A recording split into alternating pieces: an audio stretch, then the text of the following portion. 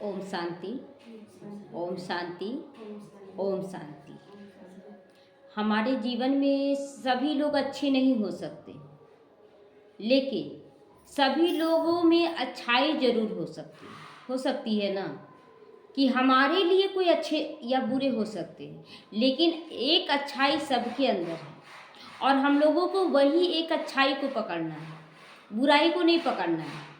एक अच्छाई को पकड़कर सब कुछ ठीक कर लेना है। इसीलिए बोलते हैं ना, जब गृह प्रवेश करते हैं ना, तो गाय का बछड़ा का गाय जो पूंछ होता है उसको पकड़ा जाता है, पूंछ को पकड़ा जाता है, पूरे शरीर को नहीं पकड़ा जाता है। तो वही चीज़ है कि अगर हम किसी भी आत्मा को लेकर चलना चाहते तो उसका एक विशेषता को पकड़ें, एक विशेषता को पकड़ेंगे, उसके साथ हमारा जीवन बहुत अच्छे से गुजरेगा। और नहीं तो बुराई अगर देखेंगे, ये भी बुराई, ये भी बुराई, ये भी बहुत बुराई किसके अंदर है। लेकिन बाबा और मनुष्य में यही अंतर है, हम लोगों को 99 बुराई दिखता है और परमात्मा को एक अच्छाई दिखता है, और एक अच्छाई से 99 बुराई को समाप्त कर देता है, 99 बुराई को समाप्त कर देता है। तो हम बच्चों को क्या करना है, बाप समान बनना है ना।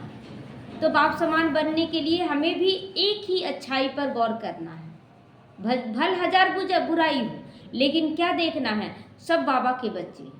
और इस रूप से हमें सबको क्या करना है, एक नज़र से देखते हुए एक जैसा पालना देना है। पालना देने के लिए हर कोई निमित्त है, ये नहीं कि कोई एक निमित्त बनी है तो वही पालना दे सकती। क्या हम सभी पालना नहीं दे सकते?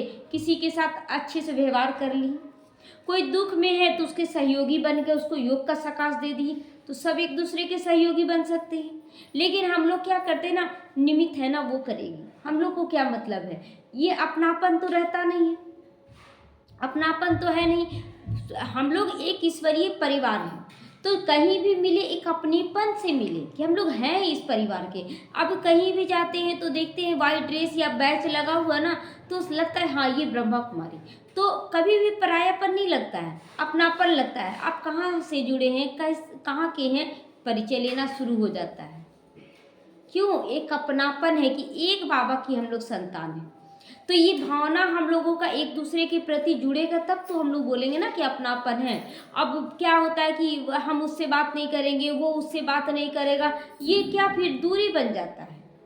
ये दूरी होना चाहिए बाबा के बच्चों में, बिल्कुल भी नहीं होना चाहिए। और अगर हम लोग को बाबा बोल रहा कि बच्चे तुम सब एक हो, तो लौकिक परिवारों को भी क्या देखना है कि वो भी बाबा के बच्चे हैं। और उसके बाद जो बाहर की आत्माएं, उनको तो और ज़्यादा देखना है, क्योंकि जैसे जैसे ना वो छोटे होते जा रहे हैं। जैसे कि ब्राह्मण जो बने वो ठीक है, थोड़ा बड़े हैं। उसके बाद जो लौकिक परिवार वाले ज्ञान में नहीं है, लेकिन आप हैं उस घर में ज्ञान में, तो उनको तो कुछ ना कुछ पता चल ही रहा है ज्ञान का, इसलिए वो ब्राह्मणों से थोड़ा सा छोटे हो गए, लेकिन वो भी ठीक है। लेकिन जो भक्ति मार्ग की आत्मा है ना, वो और छोटी हो गई। तो किसको ज़्यादा प्यार करना चाहिए? छोटे बच्चों को ज़्यादा प्यार किया जाता है ना। तो उसी तरह अगर छोटे बच्चे कुछ बदमाशी भी कर देते हैं तो क्या बोलते हैं, ये बदमाश है, अभी नटखट है, अभी छोटा है ना, यही बोलते हैं ना। तो उसी तरह जो भक्ति मार्ग की आत्माएं हैं, अगर गलत सलत भी कर रही है, कोई बात नहीं, अभी तो बाबा को ये पहचानते भी नहीं है, ये इतना ही कर ले रहे, भक्ति कर ले रहे, ये बहुत है। तो इस रूप से हमें उनको क्या करना है, रहम दिल बनकर उन्हें क्षमा दान भी देना है। अगर कहीं गलत भी बोल दिए कोई बात नहीं।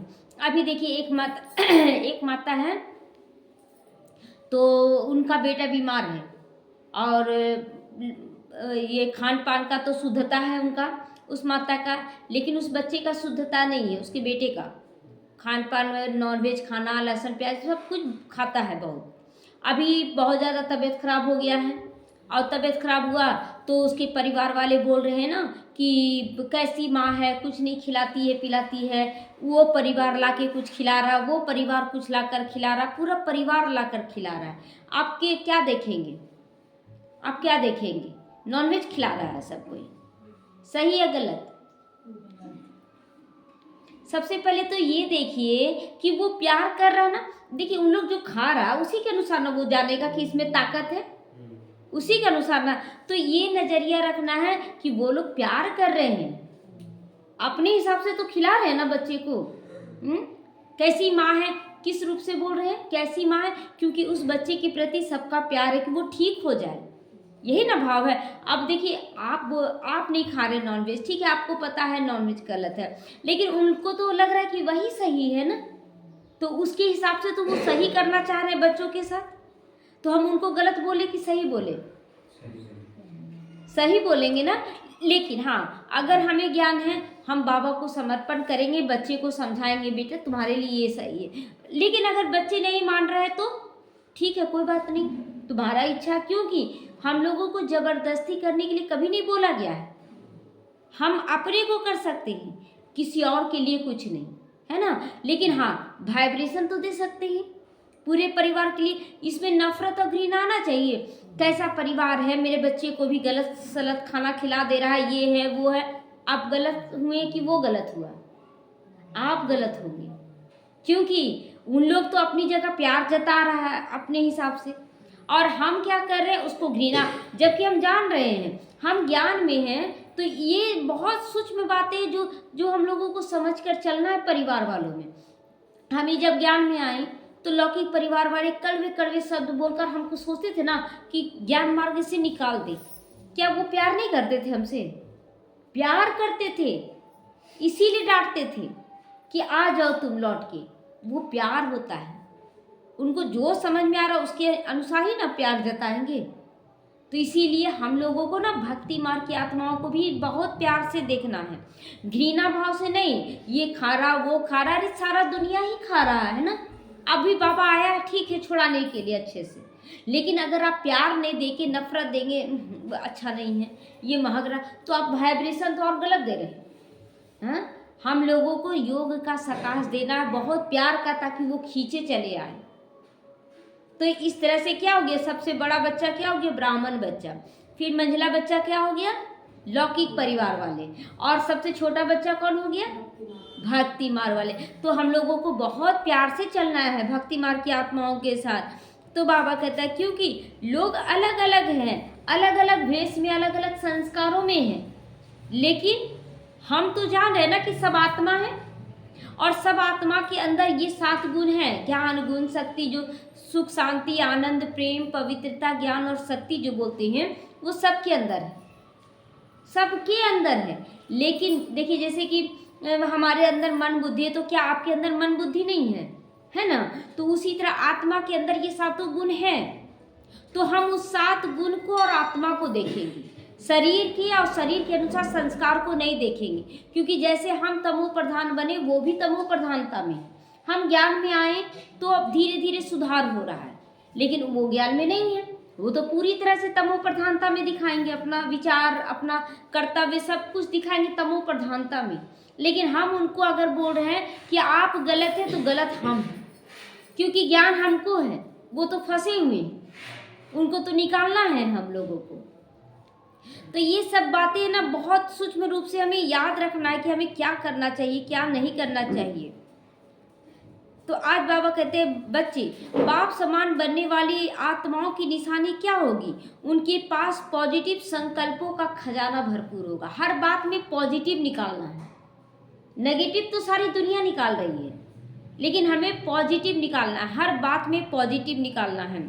परंतु आपकी नज़र जैसे ही उस आत्मा पर पड़ेगी, तो उसके अंदर, आपके अंदर क्षमा भाव हो, रहम दिल हो, और उसकी कल्याण की भावना इमर्ज हो, तभी उसके प्रति उसके अंदर जो कमज़ोर संकल्प है वो ठीक हो सकता है। जब हमारे अंदर उसके प्रति रहम दिल होगा, कल्याण की भावना होगी, क्षमा भाव होगा, तभी वो आत्मा परिवर्तन होगी, नहीं तो क्या होगा कि परिवर्तन नहीं होगा।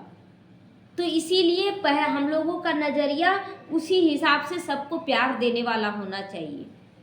तो बाबा कहते हैं कि उसके प्रति कभी भी कमज़ोर या व्यर्थ अथवा नेगेटिव संकल्प नहीं होने चाहिए। ऐसे ही स्वयं के भी कोई भी कमज़ोर संस्कार को देखते हुए अपने अंदर यही संकल्प है कि पेपर रूप में आया है, पर मैं तो इसे पार करके विजयी रत्न बनूंगी। और जैसे कि अब मेरे अंदर भी आ रहा है कुछ, तो अपने अंदर को भी जीतना, ये नहीं कि क्या करें, हम तो बहुत अच्छे नहीं हैं, ऐसे है क्यों आ रहा, ये तो हम अपने आप को कोस रहे हैं। अपने आप को भी तो स्वमान देना है, स्वमान। बाबा कहता स्वमान का मतलब क्या है कि अपने आप को भी मान देना। हम अपने आप को मान ना दे के क्या करते हैं, पहले तो भक्ति मार्ग में थे हम तो बहुत अच्छे हैं, और ज्ञान मार्ग में आए हम तो बहुत बुरे हो गए। ये क्या कर रहे हैं हम?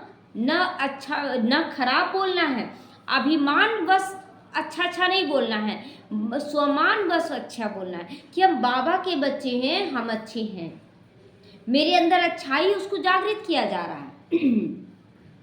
तो हमें इस ढंग से क्या हो गया, सबसे बड़े कौन बन गए हम लोग, क्या बने गए अब, पूर्वज आत्मा बन गए।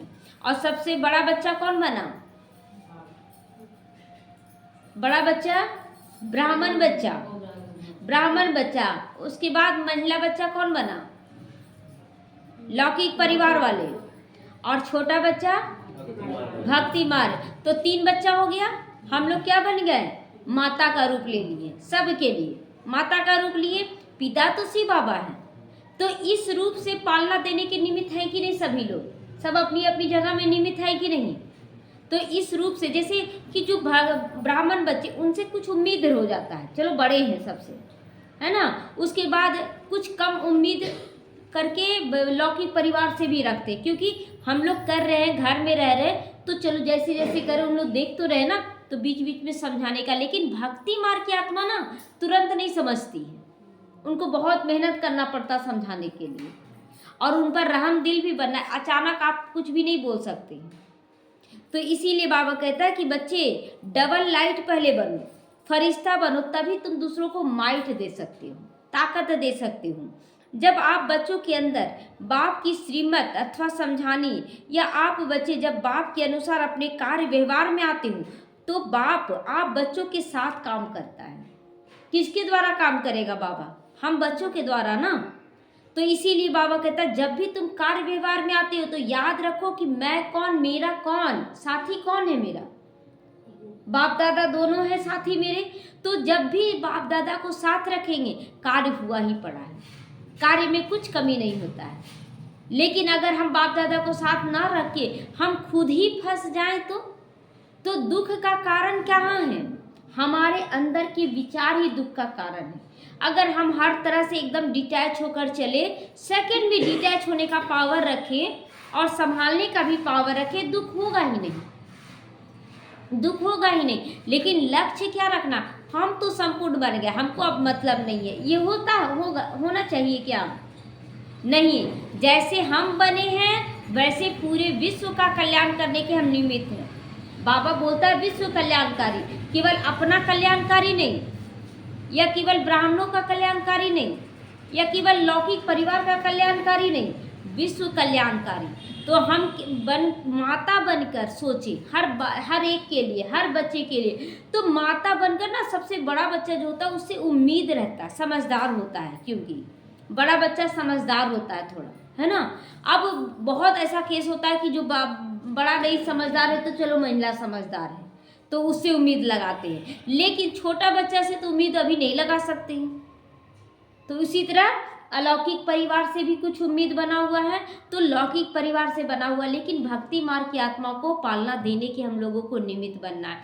वो लोग भी पुकार रही है कि हे इष्ट देवी, हे इष्ट देवी रहम करो, हमारी भी मनोकामना पूर्ण करो। और हम लोग क्या है, फंसे हुए, मेरा ये ठीक हो जाए, मेरा ये हो जाए। कब राम दिल बनेंगे उनके लिए, कब बनेंगे उनके लिए, जब अपने ही कार्य को सिद्धि में लगे हुए हैं कि ये ठीक हो जाए, ये ठीक हो जाए। तो क्यों इच्छा रखना, अच्छा इच्छा ही क्यों रखना, क्या इच्छा रखना।